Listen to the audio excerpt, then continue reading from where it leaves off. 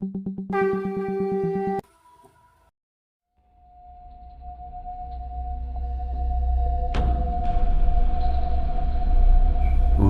भंजन।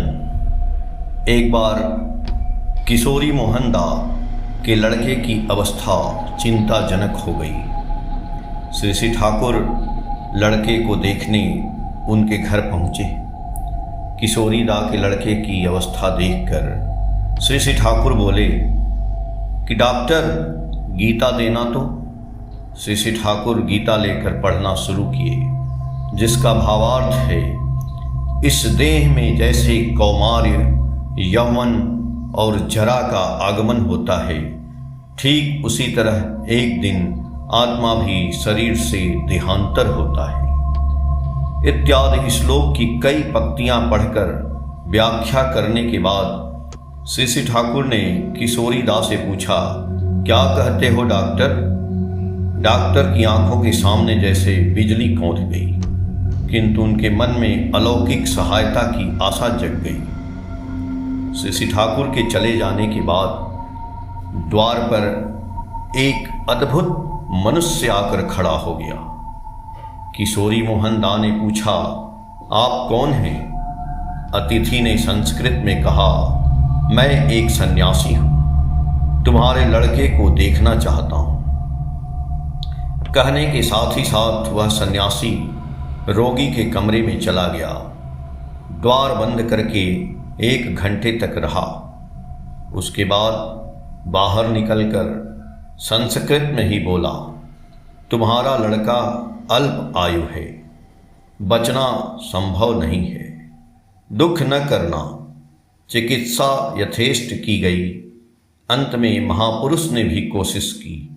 यह सुनकर किशोरी दा का दुख थोड़ा कम हुआ।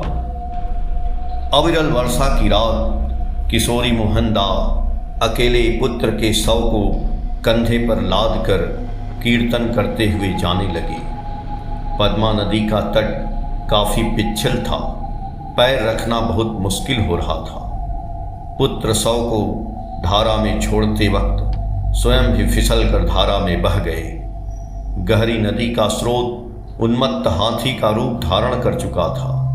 वे शव के साथ साथ स्वयं पद्मा के स्रोत में बहते हुए बहुत दूर एक झाड़ी में फंस गए।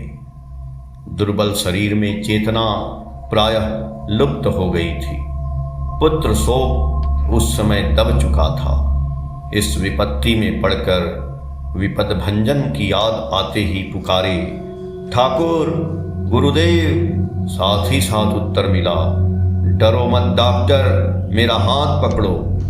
किशोरी मोहनदा चौंक उठी। इस गहन अंधेरी रात को यहाँ कौन हाथ पकड़ने के लिए कह रहा है? भूत तो नहीं है? इतने में बिजली चमकी। बिजली के प्रकाश में देखे निकट में श्री ठाकुर खड़े हैं। चारों तरफ घोर अंधेरा छाया हुआ था। किशोरी मोहनदा ने पूछा, मैं कहाँ हूँ? ठाकुर, आप यहाँ क्यों आए हैं? श्री ठाकुर ने कहा, पहले मेरा हाथ तो पकड़ो। किशोरी मोहनदा अवाक होकर श्री ठाकुर का हाथ पकड़ उनके पीछे पीछे चलते हुए श्री ठाकुर के घर पहुँचे।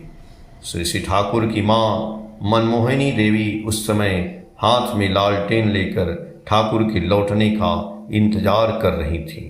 घर से निकलते समय श्री ठाकुर माँ से कहकर गए थे कि लौटने में देर हो सकती है, मैं किशोरी मोहन को लेकर ही लौटूंगा।